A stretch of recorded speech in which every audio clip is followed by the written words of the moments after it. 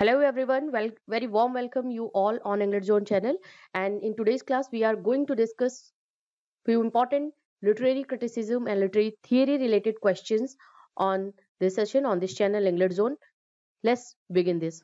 Aristotle and Plato belong to phase of criticism, Hellenistic, Renaissance या ग्रेसियो Roman. ग्रेसियो Roman का मतलब Greece and Roman का यहाँ पे मतलब हुआ.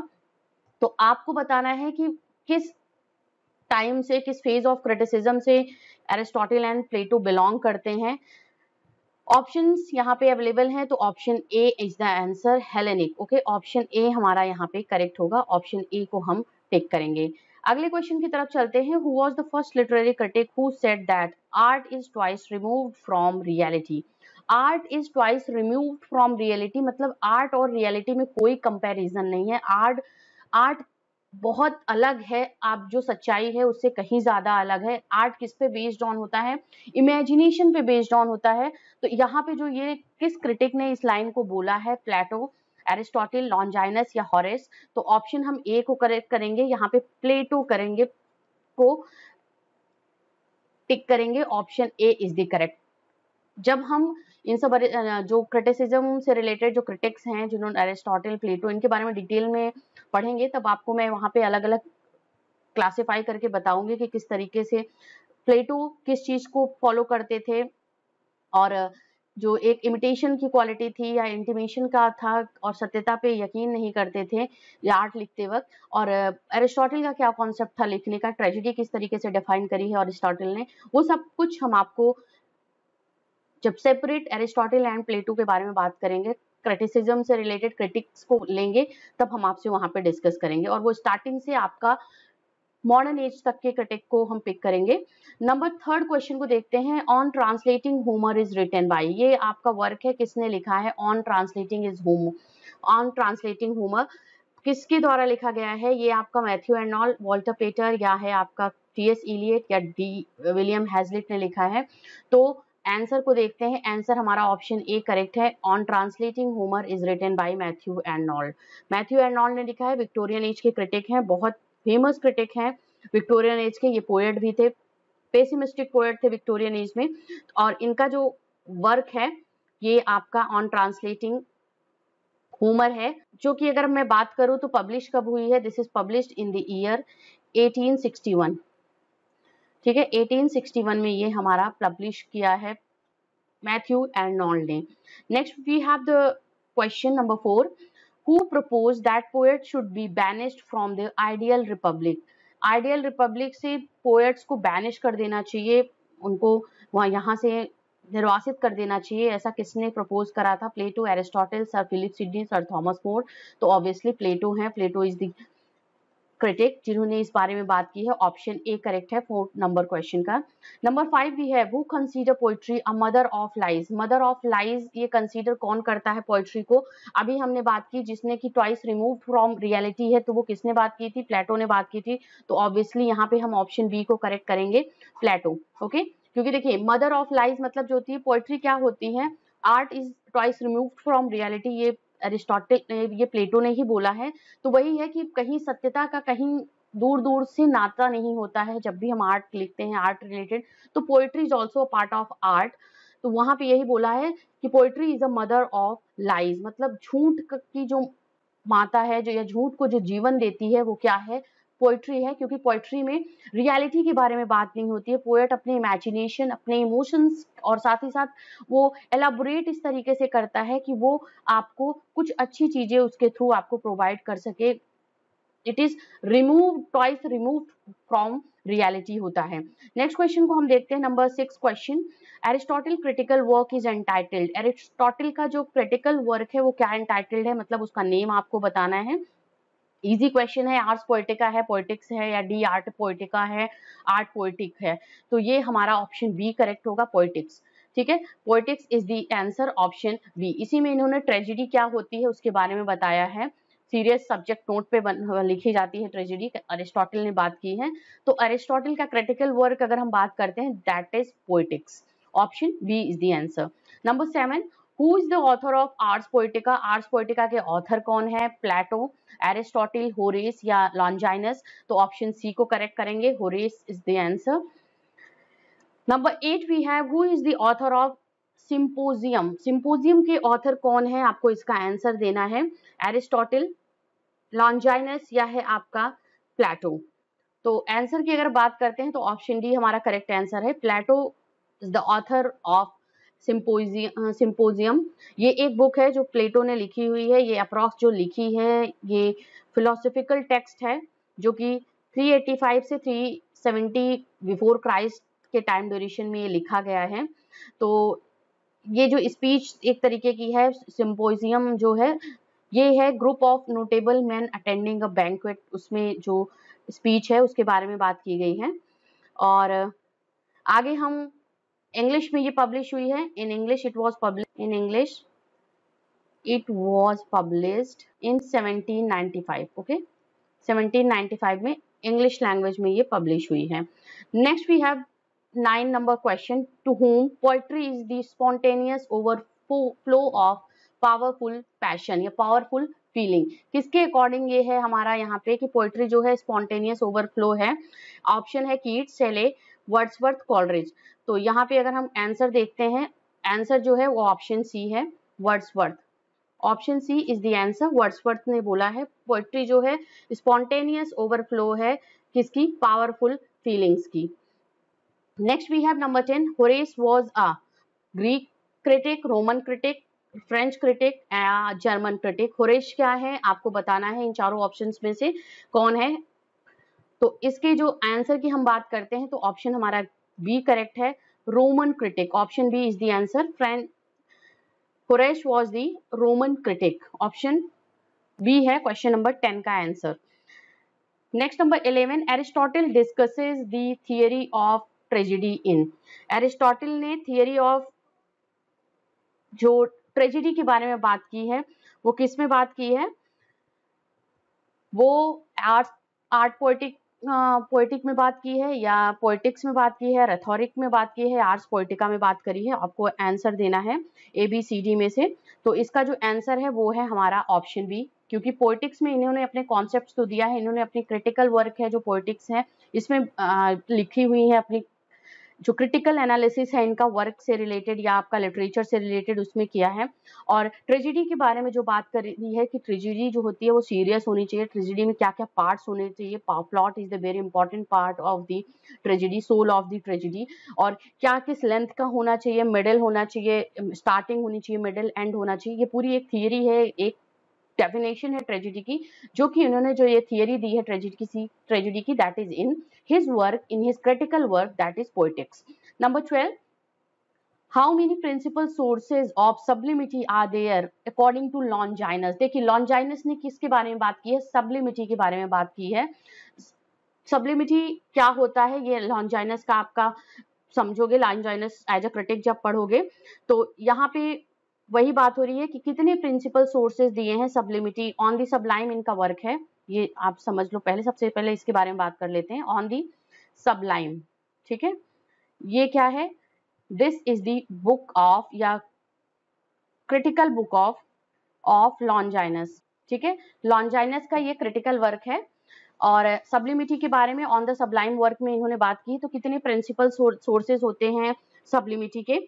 How many? देयर आर 3, 4, 5 या 6? तो ऑप्शन सी हमारा करेक्ट होगा, 5 सोर्सेज होते हैं सबलिमिटी के। और अगर बात करो there are 5 sublime according to Longinus. सबसे इंपॉर्टेंट क्या होता है? ग्रेट थॉट्स होते हैं। सबसे पहला ग्रेट थॉट 5 होता है, वो क्या क्या होता है? Great thought first number. Second number की बात करते हैं strong emotions. Third number we have certain figure of thought and speech, जो होता है फिगर्स ऑफ, जैसे यहाँ बात कर लो फिगर्स ऑफ स्पीच। इसके साथ ही साथ 4 नंबर है नोबल डिक्शन। 5 नंबर है dignified word. Okay, dignified word arrangement. तो ये है 5 नंबर ऑफ प्रिंसिपल सोर्सेज होते हैं सबलिमिटी के। तो ये आपका फर्स्ट है ग्रेट थॉट, सेकंड है strong emotions, third figures of speech and fourth number noble diction, dignified word and arrangement. तो सब्लिमिटी, ये पोएट्री लिखते वक्त क्या इंपॉर्टेंट चीजें होती हैं, तो ये सब चीजें आपकी बहुत इंपॉर्टेंट होती हैं, किसके अकॉर्डिंग, लॉन्जाइनस के अकॉर्डिंग। नेक्स्ट नंबर क्वेश्चन है number 13, what is the meaning of the term hamartia as used by Aristotle in his theory of tragedy. Hamartia की बात करते, देखिए हमार्शिया आपका है और साथ ही साथ कैथारसिस, ये सब थियरी जो दी है, ये टर्म्स जो दिए हैं, किसने दिए हैं, ये दिया है एरिस्टोटल ने। किस में दिया है, पोएटिक्स वर्क में दिया है। जब ट्रेजेडी को ये डिफाइन कर रहे हैं, अपनी ट्रेजेडी रिलेटेड थियरी दे रहे हैं, तो इन्होंने हमार्शिया, कैथारसिस, इन सब के बारे में बात करी है। तो हमार्शिया क्या होता है, इसका मीनिंग क्या है, tragic end of tragedy, working of fate against the hero, या a weak trait in the character of hero, या strong quality of in the character of hero. यहाँ पे ऑप्शन सी होगा। जो ट्रेजिक आप कह लो कि जो होता है एक ट्रेजिक फ्लॉ होता है, हमार्शिया का मतलब ट्रेजिक फ्लॉ होता है, जो कि एरर ऑफ फ्रैलिटी होता है, जिसमें हम बात करते हैं weak trait in the character, जिसकी वजह से उसका डाउनफॉल होता है, जो हीरो होता है, मेन कैरेक्टर जो होता है, इसी के लिए इसका ये बोलते हैं कि कुछ ना कुछ उसके अंदर कोई कमी होगी, कोई ऐसी चीजें होंगी, even that hero has a strong personality but some kind of weakness must a hero had, because of that his downfall start। ये है हमार्शिया का मतलब, कि अपने उसी कमजोरी की वजह से उसका डाउनफॉल होता है, उसका पतन होता है। चाहे जितनी चीजें आप देख लो, जैसे आप एरिस्टोटल के इसी कॉन्सेप्ट से शेक्सपियर ने अपने प्लेस को लिखा हुआ है, चाहे आप हैमलेट की बात कर लो, चाहे आप मैकबेथ, ओथेलो, किंग लियर, सभी इन सभी ट्रेजेडी में आप एक चीज इंपॉर्टेंट देखोगे, they have a strong personality, all the heroes have a strong personality but they have some kind of tragic flaw in their character, in their trait, there are some weak trait, because of that they get a tragic end। okay, तो option सी होगा, a weak trait in the character of the hero। number 14, who is the meaning of the term peripetia as used by Aristotle in his theory of tragedy. यहाँ पे what होना चाहिए, what is the meaning of the term peripeteia. का meaning क्या है, देखिए ये पेरिपीटिया भी टर्म जो है ये एरिस्टोटल ने ही दिया हुआ है अपने वर्क में, अपने क्रिटिकल वर्क पोएटिक्स में। तो इसका क्या मतलब है, change in the fortune of hero from bad to good, change is the fortune of hero from good to bad, या constancy in the fortune of hero, या है fluctuations occurring in the fortune of the hero. Peripeteia का जो मतलब हुआ option B होगा, change in the fortune of hero from good to bad. अच्छे से किस तरीके से अपनी उसी हमार्शिया के कारण, अपने उसी ट्रेजिक फ्लॉ के कारण, अपने उसी वीक ट्रेट के कारण किस तरीके से हीरो का पतन होता है। अच्छे से बहुत अच्छा स्टार्टिंग में हीरो को दिखाया जाता है, लेकिन लास्ट में उसका डाउनफॉल का जो रीजन होता है वो हमार्शिया होता है, और उस डाउनफॉल को क्या बोलते हैं, हम उसको बोलते हैं पेरिपीटिया। रिवर्सल ऑफ फॉर्च्यून जैसे बोलते हैं, या रिवर्सल ऑफ सर्कमस्टांसेस जो बोला जाता है, this is the meaning of peripeteia according used by Aristotle। this is the term in his work, in his critical work Poetics, okay, while giving his theory on tragedy।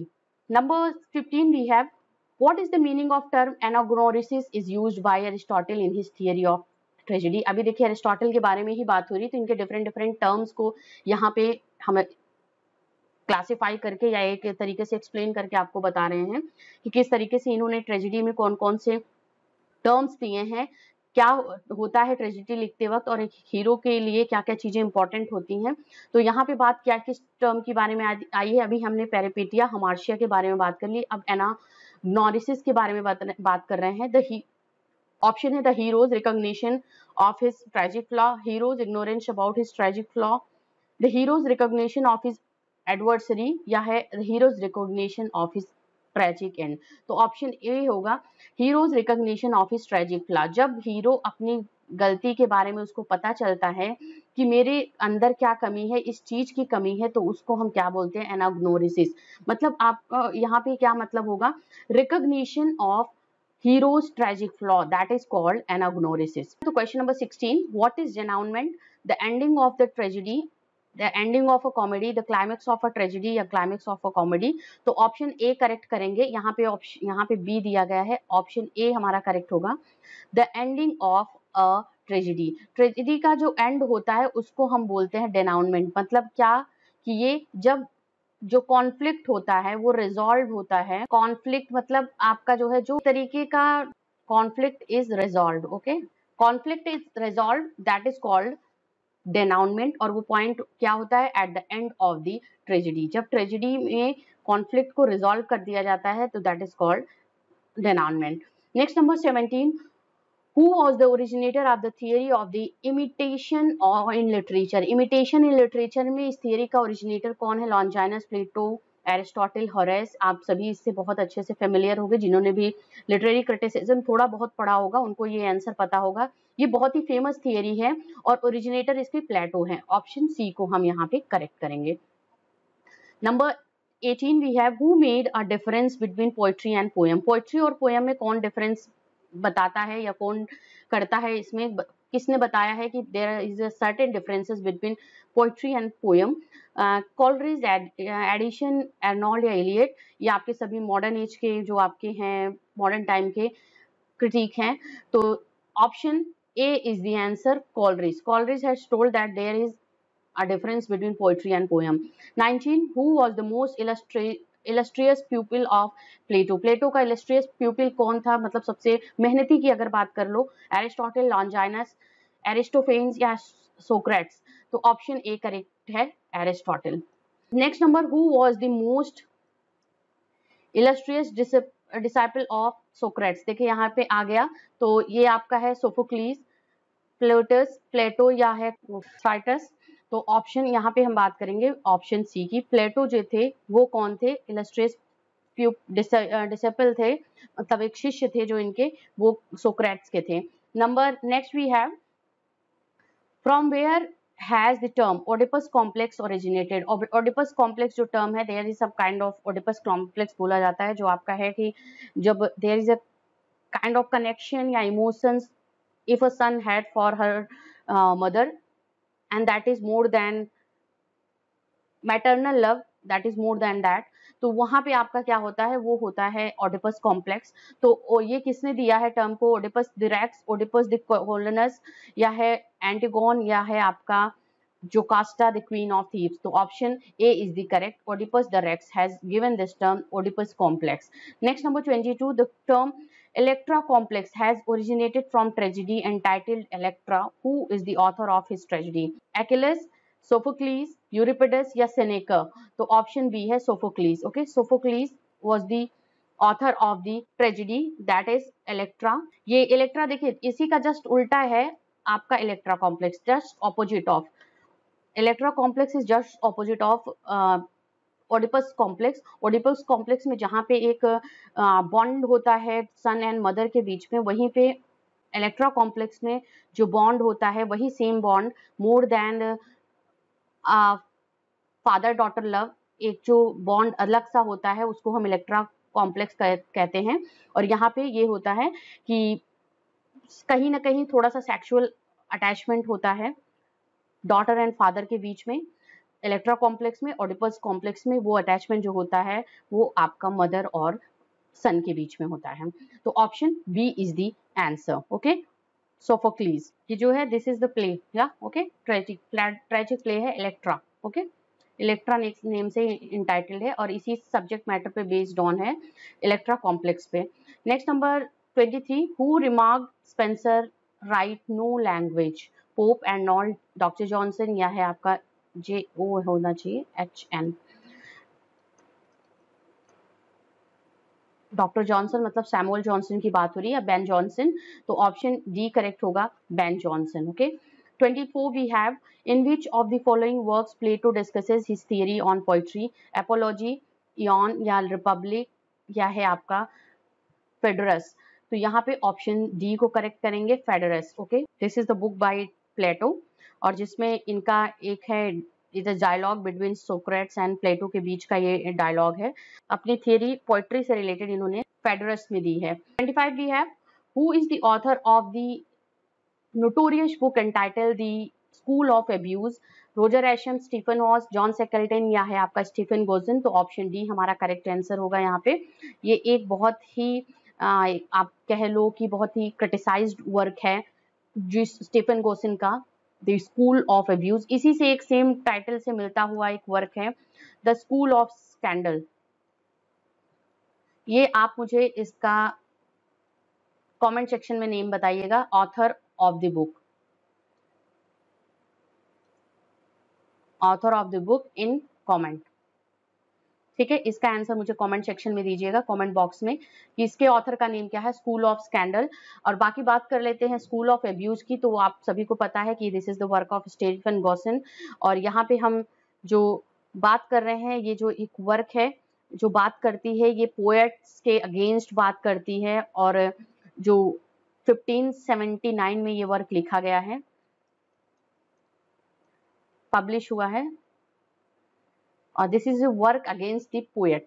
26th question number of the video. An Elizabethan Puritan critic denounced the poet as fathers of lies, school of abuse, and caterpillars of a commonwealth. Mark him out for from the following critics. यहाँ पे होना चाहिए, तो William Kendall, Roger Ascham, Stephen Gosson, या है आपका Henry Howard. तो option C यहाँ पे करेक्ट होगा, स्टीफन गॉसन, जिन्होंने क्या लिखा है, the school of abuse. School of abuse ये उनका वर्क है, क्रिटिकल वर्क है। अभी हमने 25th क्वेश्चन में यही डिस्कस करा था, तो ऑप्शन सी हमारा करेक्ट आंसर है। ये एलिजाबेथन प्यूरिटन क्रिटिक हैं, जिन्होंने पोएट को क्या बोला है, पोएट्स के बारे में क्रिटिसाइज करा हुआ है, पोएट्री को क्रिटिसाइज करते हुए इन्होंने अपना ये वर्क लिखा है, द स्कूल ऑफ अब्यूज, और बताया है कि poets are the father of lies, school of abuse and caterpillars of a commonwealth. ये ऐसा कुछ रिमार्क जो है इनका for the poets of different eras से रिलेटेड ये कमेंट इन्होंने किया हुआ है अपने क्रिटिकल वर्क में, स्कूल ऑफ अब्यूज में। Okay, next number 27, the preface to the lyrical ballads was published in 1798, 1800, 1802 या 1815। आपको बताना है इसका आंसर। प्रीफेस की बात हो रही है, ये वर्ड यहाँ पे लगा हुआ है, तो इससे आपको गेस करना है कि लिरिकल बैलेट का प्रीफेस कब आया था। लिरिकल बैलेट पब्लिश हुई है जो 1798 में हुई है, लेकिन इसको प्रीफेस इसका जो लिखा है वो विलियम वर्ड्सवर्थ ने लिखा है, ये ध्यान देना होगा आपका। क्योंकि देखिए अभी आपको पता है कि लिरिकल बैलेट जो है वर्ड्सवर्थ और कॉलरिज का कोलैबोरेशन वर्क है, लेकिन जो प्रीफेस लिखा गया है उसको सिर्फ किसने लिखा है, वर्ड्सवर्थ ने लिखा है। तो ऑप्शन यहाँ पे हम टिक करेंगे, जो आया कब है, ये पब्लिश कब हुआ है, 1800 में। तो option D is the answer. Next we have 28, Philip Sidney's apology for poetry is a defence of poetry against the charges brought against it by. आपको बताना है कि जब फिलिप सिडनी ने आगे एलिजाबेथन एज में जो लिखा है एपोलॉजी फॉर पोएट्री, वो किसके लिए है, डिफेंस ऑफ पोएट्री के लिए लिखा है। क्योंकि इससे पहले जिस क्रिटिक ने पोएट्री को अब्यूज किया हुआ है, स्कूल ऑफ पोएट्स को अब्यूज करा हुआ है अपने क्रिटिकल वर्क में, उसके अगेंस्ट एक रिएक्शन था, उसके अगेंस्ट एक क्रिटिकल वर्क लिखा है फिलिप सिडनी ने, एपोलॉजी फॉर पोएट्री के लिए लिखा है, जो कि किससे लिखा गया है, डिफेंस ऑफ पोएट्री के लिए लिखा गया है, पोएट्री को डिफेंस करने के लिए लिखा गया है। अगेंस्ट द चार्जेस, जो चार्जेस लगाए गए थे किसके द्वारा आपको बताना है, Henry Howard, Roger Ascham, John Skelton या है स्टीफन गॉसन। तो ऑप्शन डी आप इससे समझ चुके होंगे, ऑप्शन डी को करेक्ट टिक करेंगे और यहाँ पे हम ये हमारा करेक्ट आंसर होगा। नेक्स्ट नंबर 29 क्वेश्चन है, it is not rhyming and versing that make a poet no more than a long gown make an advocate, Whose view is this? ये बहुत इंपॉर्टेंट ये है, अगर हम क्रिटिसिज्म की बात करते हैं, ये व्यू जो है एक तरीके का रिमार्क जो है वो बात करें, it is not rhyming and versing that makes a poet. बोला जा रहा है राइमिंग और सिर्फ वर्सिंग चीजें ही नहीं होती, जैसे वर्ड्स पोएट्री है, आपने रिदमिक पोएट्री लिखा है, राइम करते हुए पोएट्री लिखा है, इससे आप पोएट नहीं बन सकते हो। जैसे वही बात हो गई कि जैसे एक लॉन्ग गाउन जो होता है कि कोई एडवोकेट होता है वो पहनता है, और उससे वो एडवोकेट नहीं बन सकता है जब तक कि उसको क्रॉस क्वेश्चन ना करने आए। तो ये सब क्वालिटीज जो है वो एक पोएट नहीं बनाती हैं कि सिर्फ आपको राइम करना आ गया और आपको वर्ड्स पोएट्री लिखनी आ गई, पोएटिक लाइंस लिखनी आ गई, रिदमिक लाइंस लिखनी आ गई तो आप पोएट बन गए हो। ये रिमार्क किसका है, शेक्सपियर, मॉर्लो या स्पेंसर सिडनी का है। तो ऑप्शन डी हमारा करेक्ट है, और ये इन्होंने किसमें बोला है, एपोलॉजी फॉर पोएट्री में बोला है, सिडनी का ये रिमार्क है। नेक्स्ट नंबर 29 के बाद 30 क्वेश्चन है, what does Sydney say about the observance of the three dramatic unities in drama. Sydney ने क्या बोला है, फिलिप सिडनी की बात हो रही है, सर फिलिप सिडनी, इन्होंने जो ऑब्जर्वेंस है थ्री ड्रामेटिक यूनिटीज का, कमेंट सेक्शन करके मुझे बताइएगा वो थ्री ड्रामेटिक यूनिटीज क्या है, नेम इन कमेंट। ओके, आप सभी मुझे इसका कमेंट करके आंसर करिएगा कि थ्री ड्रामेटिक यूनिटीज को क्या बोला जाता है, इसका आंसर करिए। तो यहाँ पे अगर हम बात करते हैं कि इनका ऑब्जर्वेंस क्या है, कि ये क्या कहते हैं थ्री ड्रामेटिक यूनिटीज के बारे में, ये दिया किसने है, ये दिया है एरिस्टोटल ने, टर्म दिया है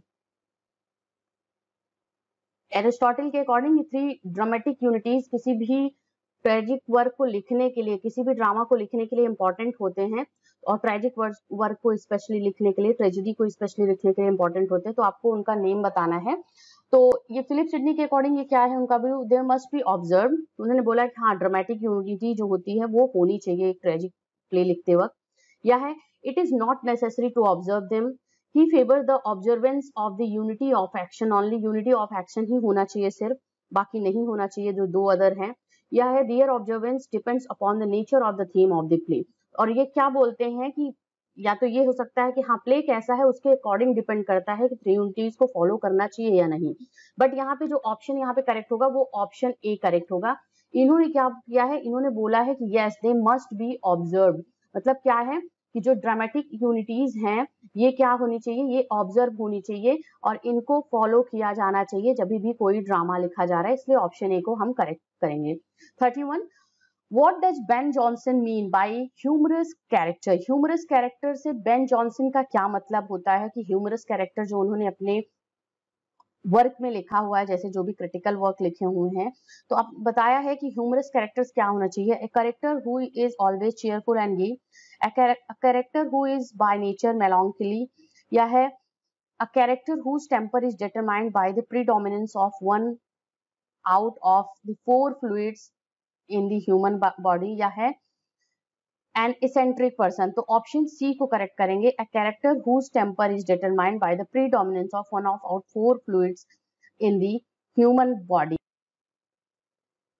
कॉमेडी ऑफ ह्यूमर्स का जो एक टर्म है जो फॉलो किया है वो बेन जॉनसन ने फॉलो किया है, आपको वही चीजें यहाँ पे बताई जा रही हैं कि कॉमेडी ऑफ ह्यूमर्स में 5 जो ह्यूमर्स होते हैं, ह्यूमरिक ट्रेट्स होते हैं, फ्लूइड्स होते हैं, ये ह्यूमन बॉडी में होते हैं, किसी एक का अबाउंडेंस ज्यादा होता है या डोमिनेंस ज्यादा होता है तो उसको हम क्या बोलते हैं कि उसी से वो कॉमेडी ऑफ ह्यूमर से वो इंसान ग्रसित होता है।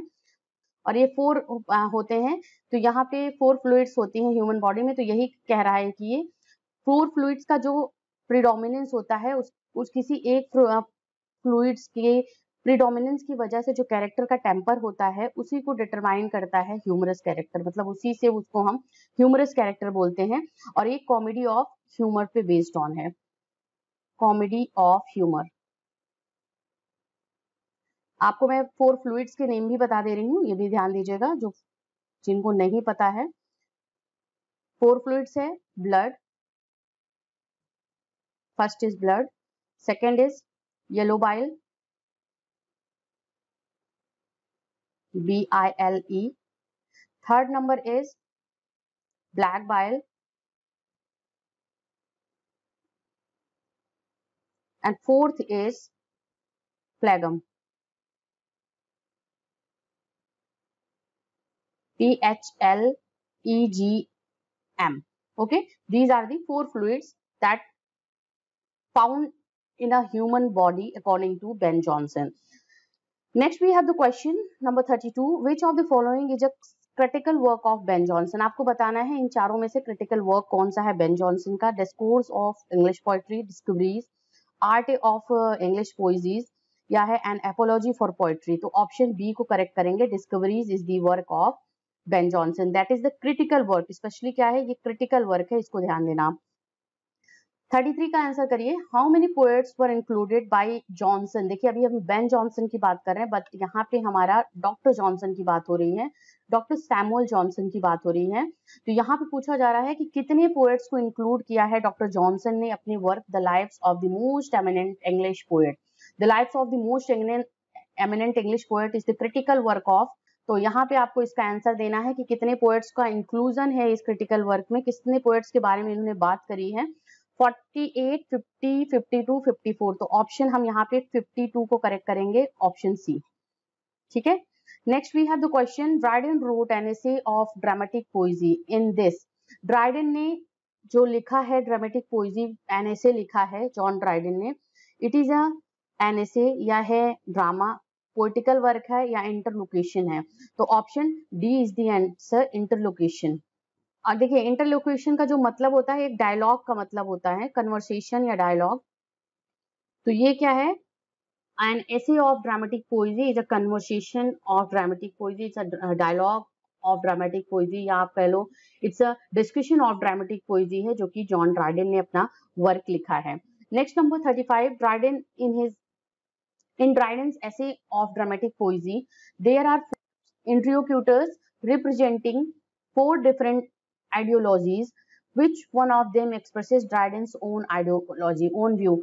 आपको बताना है, जैसे यहाँ पे कुछ 4 तरीके के यहाँ पे जो बातें हो रही है, ये डायलॉग या कन्वर्सेशन की बातें हो रही है। तो ये क्या है, 4 लोगों के बीच की बातें हैं, या 4 जो रिप्रेजेंट कर रहे हैं 4 तरीके की बातें को। इसमें 4 लोग इंक्लूडेड हैं ऐसे ऑफ ड्रामेटिक पोइजी में, जो डिफरेंट आइडियोलॉजी के बारे में बात कर रहे हैं, डिफरेंट आइडियोलॉजी को एक तरीके से रिप्रेजेंट कर रहे हैं, और वो डायलॉग्स के वे में, एक तरीके से कन्वर्सेशन के वे में दूसरे से अपनी आइडियोलॉजी के बारे में बात कर रहे हैं। तो आपको बताना है कि उनमें से ड्राइडन की आइडियोलॉजी क्या है, या ड्राइडन का वो अपना व्यू क्या है, जो कि ये अलग अलग यहाँ पे दिए गए हैं। उस किसके व्यू को ड्राइडन रिप्रेजेंट कर रहे हैं अपने इस वर्क में, लिसिडेलस या यूजिनस या नेंडर। तो ऑप्शन डी है क्राइट्स। तो यहाँ पे जो ऑप्शन डी है उसको हम यहाँ पे रिप्रेजेंट करेंगे। तो देखिए यहाँ पे ऑप्शन सी करेक्ट है, नेंडर को रिप्रेजेंट कर रहे हैं। नेंडर के व्यू जो हैं वो ड्राइडन के अपने व्यू हैं। तो यहाँ पे ये प्रेजेंट किया जा रहा है, ड्राइडन अपने आप को नेंडर के वे में प्रेजेंट कर रहे हैं, जिसका मतलब होता है न्यू मैन। ठीक है, इसका मतलब क्या है, new man.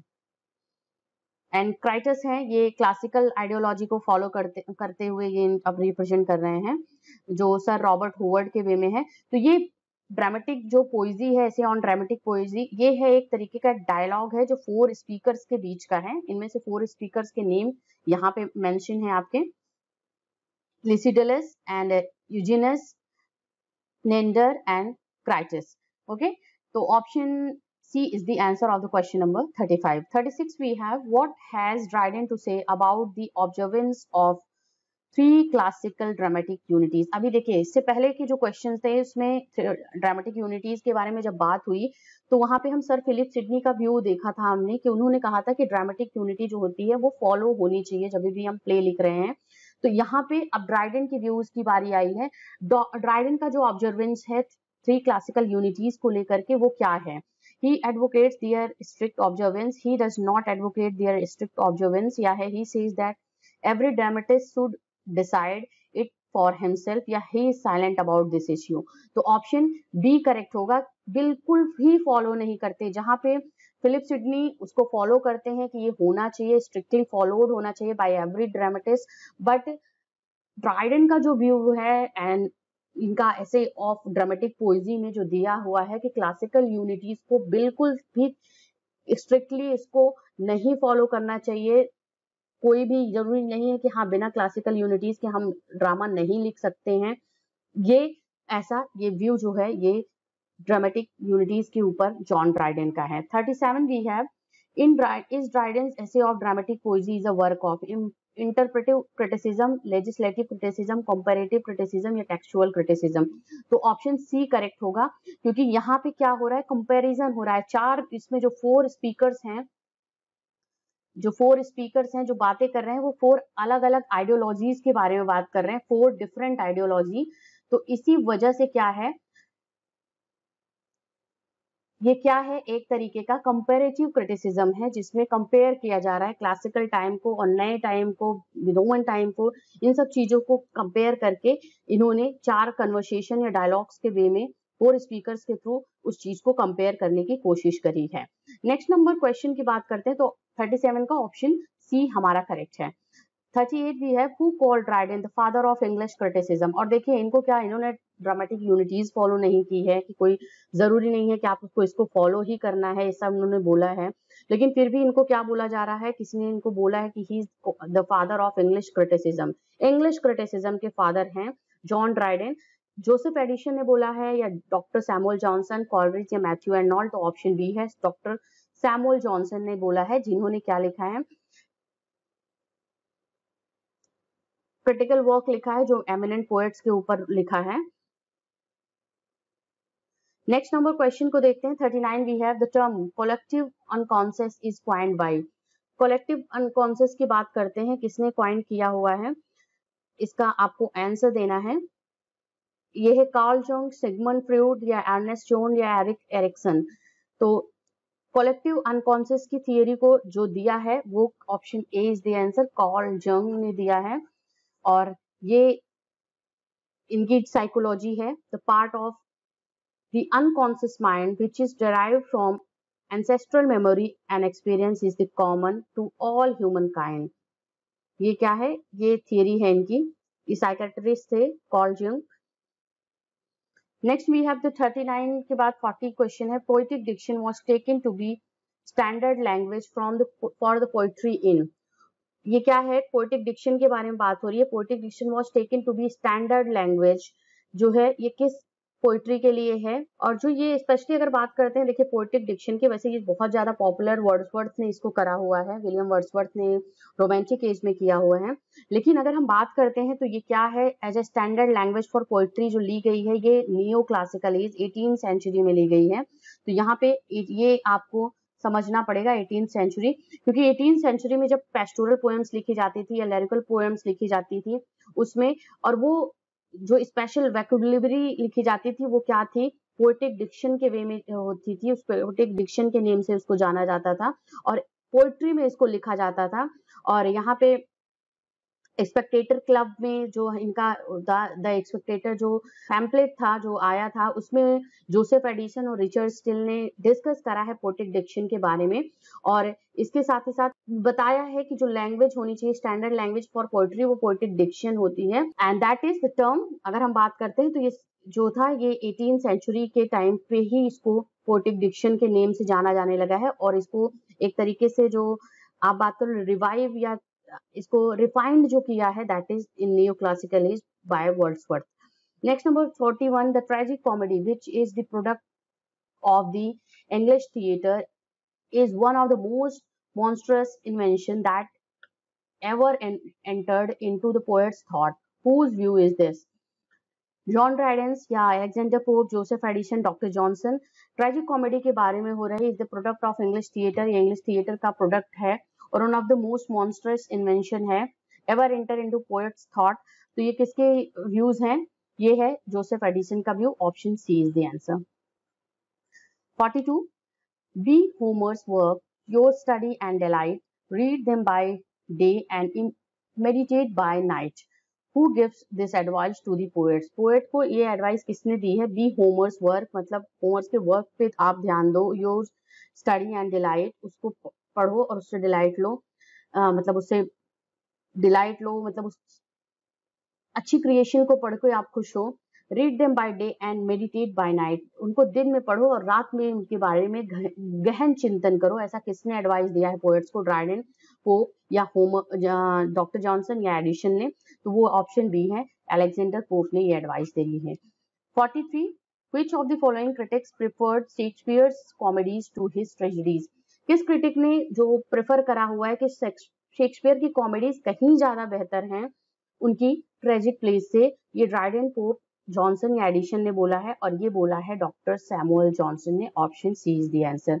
Samuel Johnson as a critic जब शेक्सपियर के वर्क को क्रिटिसाइज कर रहे हैं या उसके ऊपर जो कमेंट उन्होंने किया है, तो उन्होंने क्या लिखा है, देखिए क्रिटिकल वर्क्स वही होते हैं जब एक एरा का राइटर जो होता है अपने से पहले के एराज के राइटर्स उनके वर्क्स को क्रिटिसाइज करता है, उससे उसे प्रेज करता है, उसमें कुछ ड्रॉबैक्स निकालता है कि ये चीजें इस तरीके से नहीं, कुछ डिफरेंट वे में होनी चाहिए थी, या जैसा ये लिखा है ये कहीं पोइट्री को बिल्कुल ये टच नहीं कर रहा है। इस तरीके की जो चीजें होती हैं क्रिटिकल वर्क में वो लिखी जाती हैं कि जो अभी तक हो चुका है उसको एक तरीके से और मोर रिफाइंड वे में किस तरीके से प्रेजेंट किया जा सकता था या को अच्छे तरीके से लिखा जा सकता था, वो क्रिटिकल वर्क होता है। इसीलिए यहाँ पे सैमुअल जॉनसन ने शेक्सपियर के प्लेस के बारे में जब लिखा है तो उन्होंने बोला है कि इनकी कॉमेडीज कहीं बेहतर हैं इनकी ट्रेजेडीज से, क्योंकि कॉमेडीज में एक तरीके से जो एक ब्लेंड होता है ह्यूमर का, ट्रेजेडी का, कहीं ना कहीं आपको ज्यादा जो इनके प्लॉट्स हैं वो ज्यादा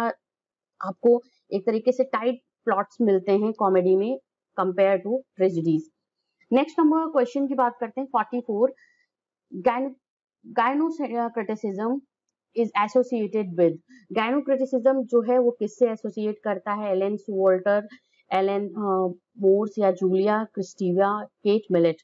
तो गायनो जो क्रिटिसिज्म है वो जो एसोसिएट करता है वो एलन वॉल्टर से करता है, option A is the answer. और देखिए ये कहीं ना कहीं फेमिनिज्म से रिलेटेड है, जो अगर हम बात करते हैं गायनो क्रिटिसिज्म, क्योंकि गायनो वर्ड से आप समझ सकते हो ये जो वर्ड है 3 वर्ड्स, गायनो 4 वर्ड्स, तो ये क्या है? Study of women's writing. Gynocriticism में क्या बात होती है? Study of women's writing. Women's जो राइटिंग्स हैं, जो ऑथर्स हैं, उन्होंने क्या लिखा हुआ है उसका स्टडी करना, दैट इज कॉल्ड गायनो क्रिटिसिज्म। ठीक है, राइटिंग्स। एलन वॉल्टर ने इसको कब पॉइंट किया है ये टर्म? 1979 में। तो बहुत ही ये Wordsworth's preface to the lyrical ballads is believed to be the preamble to romantic criticism. In which year it was published? Preface to the lyrical ballads की बात कर रहे हैं तो ऑप्शन बी को करेक्ट करेंगे। यहाँ पे 1800 में ये हुआ है, ये preamble है जो romantic criticism से रिलेट करता है। 46 we have the end of writing is to instruct, the end of poetry is to instruct by pleasing. Whose view is this? किसका व्यू है? The end of writing is to instruct, मतलब क्या है? Writing का जो and है वो आपको क्या देना है? इंस्ट्रक्शंस देना है, आपको जो निर्देश देना है। But end of poetry is to instruct by pleasing, मतलब अगर आप पोएट्री को लिख के एंड कर रहे हो तो क्या है? इंस्ट्रक्ट बाय प्लीजिंग, मतलब आपको बहुत प्लीजिंग वे में आपको इंस्ट्रक्शन देना है। ये आप किसका व्यू है? Wordsworth, Coleridge, doctor Samuel Johnson या मैथ्यू एर्नॉल्ट? तो option C is the answer, doctor Samuel Johnson is the answer. 46.7 Regarding the observance of the 3 classical unities in the play, Dr. Johnson's view is that. अब देखिए यहाँ पे doctor Johnson का view आ गया। अभी तक हमने 3 यूनिटीज के बारे में Philip Sidney, Dryden, Philip Sidney ने इसको बिल्कुल कहा है स्ट्रिक्टली फॉलो होना चाहिए, जबकि ड्राइडन ने बोला है कि बिल्कुल बिल्कुल नहीं फॉलो होना चाहिए। अब आप बारी यहाँ पे आती है सैमुअल जॉनसन की। इन्होंने क्या बोला है कि क्लासिकल यूनिटीज जो प्ले में है वो फॉलो होनी चाहिए कि नहीं। आपको इनका नेम कमेंट सेक्शन में बताना है। मैंने ऑलरेडी आपसे बोल दिया है, आपसे स्टार्टिंग में ही पूछा है कि what are the 3 classical unities, तो उनका कमेंट सेक्शन में आप मुझे नेम दीजिएगा। तो अब चलिए इनके व्यूज के बारे में पढ़ लेते हैं कि क्या है इनका व्यू। ऑप्शन ए है only the unity of time should be observe, only the unity of place should be observe, या only unity of action should be observe. यहाँ पे तीनों के नेम भी दे दिए हैं, या all the 3 unity should be observe. तो option C is the answer, only The unity of action should be observed. ये इनका व्यू है कि सिर्फ यूनिटी ऑफ एक्शन जो होता है कि जो एक्शंस जो दिखाए जाते हैं प्ले में, एक्शंस वो इंटरकनेक्टेड होने चाहिए एक दूसरे से। That's why the only unity of action should be observed while writing a play. 48 we have Plato equated poetry with painting and Aristotle equated it with. देखिए प्लेटो ने जो इक्वेट किया है पोएट्री को वो पेंटिंग के साथ में किया है। अब आपको बताना है कि एरिस्टोटल ने किसे इसको किया है? ड्रामा, म्यूजिक, डांस या नन? तो ऑप्शन इसका है बी, म्यूजिक के साथ में। ओके, पोएट्री को किससे किया है? म्यूजिक के साथ में। 49 poetry is emotions collected in tranquillity. Who has defined this poetry in his word? Important है और इसको वर्ड्सवर्थ ने करा है, option B. Poetry is the emotions collected in tranquillity, that is the answer. तो option B is the correct answer. 49 के बाद 50 question को देखते हैं। Who is the writer of the Hamlet and Oedipus? 1949 का वर्क है, क्रिटिकल वर्क है। Hamlet and Oedipus के जो ये राइटर कौन है? Carl Jung, Harold Bloom, Ernest Jones या एरिक एरिक्सन? तो option C is the answer, Ernest Jones. And friends, now here we have the question number 51. Who wrote the following about novel writing? Dash. Every great novel must first of all be based on profound sense of moral value and then constructed with a classical unity and economy of means. ये किसने बोला है आपको बताना है इस section में कि इसका आंसर क्या होगा। कि नॉवेल के बारे में, नॉवेल लिखते वक्त आपको एक ग्रेट नॉवेल जब भी आप लिख रहे हो वो क्या सेंस ऑफ मोरल वैल्यू पे बेस्ड ऑन होना चाहिए, और इसका कंस्ट्रक्शन मतलब जो इसका स्ट्रक्चर होता है नॉवेल का, नॉवेल राइटिंग का, वो क्लासिकल यूनिटी के साथ साथ इकोनॉमी ऑफ मीन्स मतलब एक जो माध्यम होता है उसको भी ध्यान में रखना चाहिए। ऐसा किसने बोला है? लिटरेरी थियरी एंड क्रिटिसिज्म से रिलेटेड आपका ये क्वेश्चन है। एंड अगर हम इसके बारे में बात करेंगे, option A Benjamin Franklin, William Dean Howells, Edith Wharton, Ernest Hemingway. तो करेक्ट इसका जो आंसर है वो ऑप्शन हमारा सी होगा। ऑप्शन सी को यहाँ पे हम टिक करेंगे आप सभी एस्पिरेंट्स के लिए। 51 क्वेश्चन का आंसर ऑप्शन सी है। मूव ऑन करते हैं नेक्स्ट क्वेश्चन की तरफ। 52 जो है स्क्रीन पे आप सभी एस्पिरेंट्स के लिए है। Which of the following writer played a significant role in the French feminist movement. French feminist movement में किस राइटर ने एक सिग्निफिकेंट, एक इंपॉर्टेंट रोल प्ले किया हुआ है? आपको उसका आंसर देना है। 52 का है आंसर ये। और ये हमारा अगर हम बात करते हैं लिटरेरी थियरी से रिलेटेड हमारा ये क्वेश्चन है। French feminist movement, Catherine Carswell, Helene साइसस, क्लिनेथ ब्रूक या है आपका जॉन काल्विन। इसके आंसर को देखते हैं। ऑप्शन बी हमारा यहाँ पे करेक्ट आंसर है। हेलेन साइसस इज द करेक्ट आंसर। इसके कुछ अदर इंपॉर्टेंट मेंबर्स भी थे जो, जिसमें से अगर हम बात करते हैं वो है Simone de Beauvoir, Christina Delphy and Monique Wittig. ये कुछ इंपॉर्टेंट मेंबर्स हैं जो कि feminist movement, French feminist movement से बिलोंग करते हैं। और हेलेन साइसस ने ये बहुत इंपॉर्टेंट इसमें रोल प्ले किया हुआ है। It was, you can say it was a kind of revolt against the tradition or against the culture, insignificant role of women's or insignificant position they had been given, और you can say कि जो एक women's का suppression था या women को जो consider किया जाता था कि ये एज ए इंडिविजुअल नहीं कंसीडर किया जाता था, तो इसके अगेंस्ट में आफ्टर सेकेंड वर्ल्ड वॉर ये मूवमेंट हुआ है फ्रेंच में, जो कि वुमेन्स को एक तरीके से एम्पावर करते हुए कि इंडिविजुअलिटी के ऊपर उनको फोकस करते हुए उन पे फोर्स देते हुए ये जो मूवमेंट था 1960s या 70 के आसपास ये हुआ है, 60s से 70 के आसपास। और ये आफ्टर सेकेंड वर्ल्ड वॉर जो ये था कि अब वुमेन्स जो थी वो अपने आप को अनकंसीडर्ड उन्होंने फेल किया, अपने आप की उनकी इंडिविजुअलिटी पे एक तरीके से क्वेश्चन मार्क हुआ और उनको ये जो प्रॉब्लम्स थे उनको कहीं ना कहीं दरकिनार किया गया था। एंड इसी वजह से जो ये सब चीजें हुई और ये जो सेक्सुअल डिवीजन था लेबर्स का, एक्टिविस्ट का, वो इस मोमेंट का को एक तरीके से स्पार्क करने में बहुत ही ज्यादा उसका रोल होता है। तो यहाँ पे ऑप्शन बी को हम करेक्ट करेंगे। यहाँ पे किसी मेंबर के बारे में बात हो रही है, इंपॉर्टेंट मेंबर के राइटर के बारे में बात हो रही है, तो हेलेन साइसस was the answer.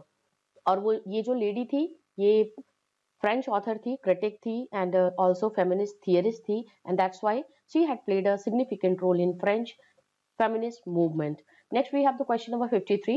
The earliest piece of extended literary criticism which survives from classical antiquity is an agon on debate is in the frogs of. ये आपको बताना है कि एक्सटेंडेड जो लिटरेरी क्रिटिसिज्म का जो earliest piece of extended criticism है वो जो सर्वाइव किया है क्लासिकल एंटिक्विटी से, वो फ्रॉग्स ऑफ किस में बात हुई है? एरिस्टोफेंस, प्लेटो, यूरिपिडस या होमर। तो ऑप्शन ए हमारा करेक्ट होगा, frogs of एरिस्टोफेंस is the answer.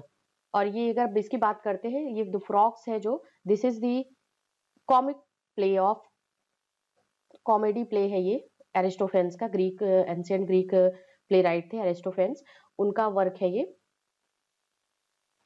Greek playwright थे। Next we have the question, a caesura in poetry is. Caesura क्या है पोइट्री में? A pause in the time of words dictated by the meters, या है a pause in the line of words not dictated by the metres by what but why the nature rhythm of the language, या a pause after every stanza inbuilt into the rhythm of the language and meter, या है any pause in poetry। तो आपको इन चारों में से जो answer वो देना है वो हमारा ऑप्शन, यहाँ पे अगर हम बात करते हैं ऑप्शन सी हमारा जो है वो करेक्ट आंसर होगा। सिजुरा जो होता है वो पॉज है after every stanza inbuilt into the rhythm of the language and meter. 55 we have the question. The British Academy elects its own fellows numbering. जो ब्रिटिश एकेडमी है अपने फेलोज को जो सेलेक्ट करती है 57, 164 या है 120 या 200. Answer we have 200. Option D is the answer. Next we have the question number 56. Three quatrain followed by a couplet linked together by an artistic arrangement of lines is Shakespearean sonnet, Spenserian sonnet, Petrarchan sonnet या all of the above. तो answer इसका है that is option B, that is Spenserian sonnet का ये होता है 3 quatrains and a followed by a couplet. जो इसका जो राइमिंग स्कीम अगर हम बात करते हैं इसके देखिए दोनों का स्पेंसेरियन और शेक्सपियरियन का ऑलमोस्ट सेम होता है, बट जो स्पेंसेरियन स्टैंजा में जो राइमिंग पैटर्न्स होते हैं वो एक दूसरे के साथ में कनेक्ट करते हैं. एक लाइन जो होती है, एक स्टैंजा जो होती है वो दूसरी स्टैंजा से जो होती है राइमिंग के अकॉर्डिंग वो जो होता है वो कनेक्ट करता है. जैसे इसका जो हम अगर राइमिंग पैटर्न की बात करते हैं तो वो ए बी बी सी ये दूसरी लाइन हुई, दूसरा स्टैंजा हुआ 4 लाइंस का. उसके बाद जो तीसरा स्टैंजा होता है उसमें सी डी और ई होता है. जबकि आप अगर देखते हो शेक्सपियरियन सोनेट की बात करते हो तो शेक्सपियरियन सोनेट में हम A B C D E F और ई एफ एंड इधर जी और जी का पैटर्न होता है. बट यहाँ पे दोनों में डिफरेंस आपको दिख गया कि देखिए यहाँ पे जो लाइंस है ये फर्स्ट जो क्वार्टरन है, फर्स्ट स्टैंजा जो है वो ए बी का है. तो पहली लाइन जो है दूसरी चौथे से कर रही है. लेकिन फिर यहाँ पे दूसरे स्टैंजा में आप देखोगे एक अलग राइमिंग पैटर्न चलता है जो कि सी डी के फॉर्म में, थर्ड क्वार्टरन में ई एफ के अकॉर्डिंग और उसके बाद जी इनका कॉपुलेट होता है.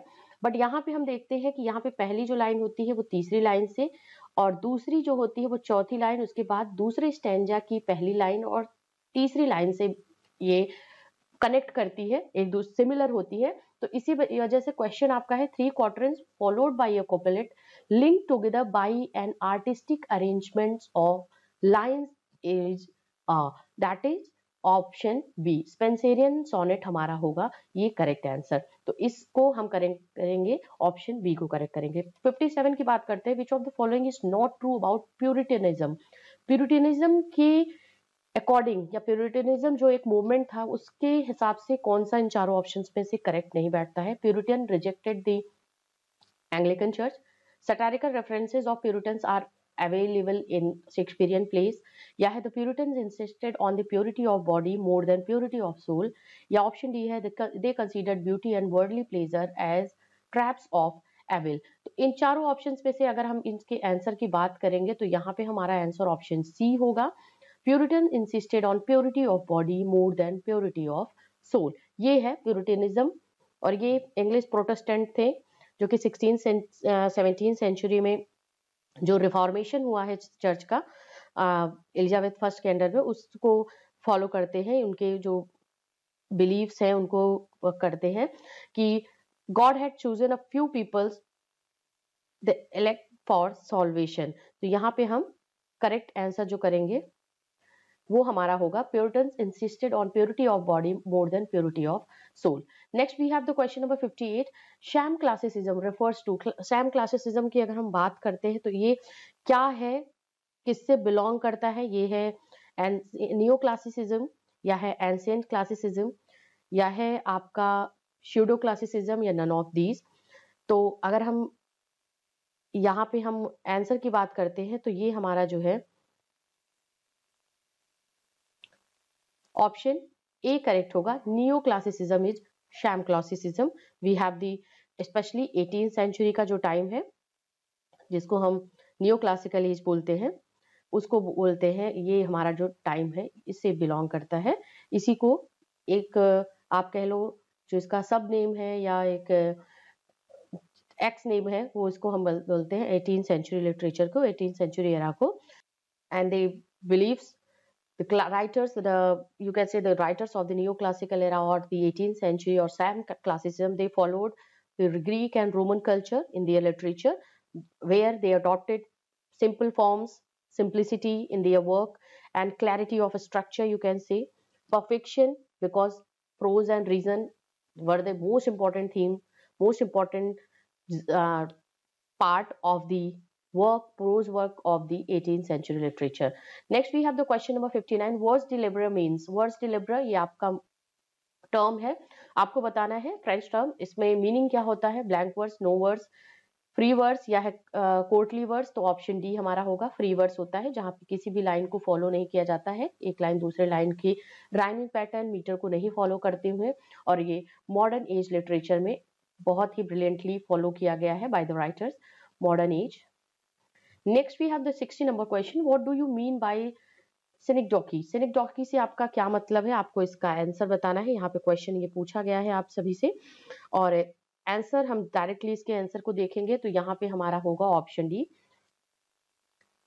सिनेक्डोकी a part of something used to signify the whole. जैसे है the White House, White House की अगर हम बात करते हैं तो किसके बारे में बात होती है, प्रेसिडेंट ऑफ अमेरिका के बारे में बात होती है, ठीक है। जैसे यहाँ पे हम बात कर रहे हैं, जैसे किसी बारे में बात होती है, we are planning to hire some more hands, hands के बारे में अगर हम बात कर रहे हैं यहाँ पे, अगर किसी वर्क में है, किसी लाइन में है, we are hiring more hands, तो मोर हैंड्स का जो यहाँ पे मतलब आएगा मीन्स वर्कर्स या एम्प्लॉइज से होगा यहाँ पे। तो ये क्या है, हैंड से पूरी जो है एम्प्लॉय या वर्कर के बारे में बात हो रही है, पूरे को सिग्निफाई करते हुए किसी एक चीज के बारे में हम बात करते हैं और वो उससे रिलेट करते हुए पूरी चीज को के बारे में बता रहा है, तो इसको हम वो जो बोलेंगे वो हमारा होगा synecdoche. Next we have the question number 61, which of the following terms as used by Aristotle means a sudden turn. Sudden turn की बात करते हैं तो वो हमारा जो ऑप्शन होगा पेरिपीचिया इज द सडन टर्न, जो कि ये इनका ट्रेजेडी या पोएटिक्स में उन्होंने जब ट्रेजेडी के बारे में बात की है तो वहां पे कुछ ऐसे टर्म्स उन्होंने दिए हैं, पेरिपेटिया एंड गोरेसिस एंड कैथारसिस। तो वहां पे हम जो ये बात करते हैं तो वो आपका है जब सडन टर्न किसके कैरेक्टर में, हीरो के कैरेक्टर में, हीरो की लाइफ में होता है, तो उसको हम बोलते हैं पेरिपेचिया, ओके। या एक तरीके से कह लो that is the reversal of fortune of the hero, reversal जिसके हम बारे में बात करेंगे। Next we have 62, which of the following is not a member of the Bloomsbury group. Bloomsbury group के मेंबर कौन इसमें से नहीं है, option D George Berkeley is the answer.